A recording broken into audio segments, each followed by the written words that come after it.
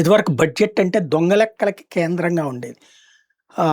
ఏప్రిల్‌లోనో, మేలోనో budget పెడతారు. పెట్టి మేము కేంద్ర ప్రభుత్వాన్ని రోడ్లేయడానికి 25,000 కోట్లు అడిగాం.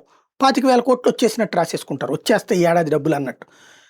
ఆ తర్వాత రోడ్లెందుకేయలేదయ్యా అంటే కేంద్రం డబ్బులివ్వలేదంటారు. అట్లాగే ఇంకో దానికి మంచినీళ్ళకి ఓ 10 లక్షల మందికి మంచినీళ్ళు ఇవ్వబోతున్నాం అని రాసేసి ఓ పథకం పెట్టేస్తారు. దాంట్లో అదిగో ఈ ఏడాది అందరికి మంచినీళ్ళు ఫ్రీగా ఇచ్చేస్తున్నాం అని చెప్తారు.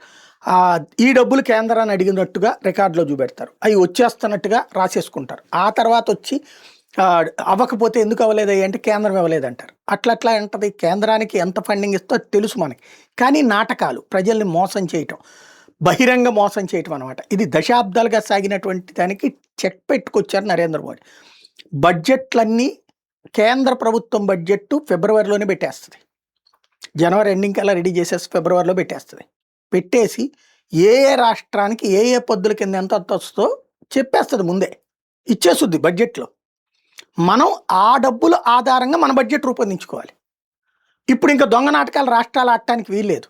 కానీ మన రాష్ట్ర ప్రభుత్వాలు మళ్ళీ అయినా మేము అడుగుతాము అవి వస్తుంది అని రాసుకుంటున్నారు. అది పచ్చి మోసం, పచ్చిదగా.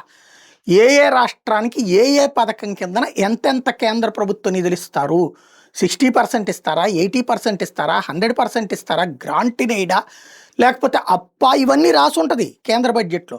దాని ఆధారంగా మనం పథకాలు తయారు చేసుకుంటే అద్భుతంగా పర్ఫెక్ట్గా ప్లాన్ చేసుకోవచ్చు.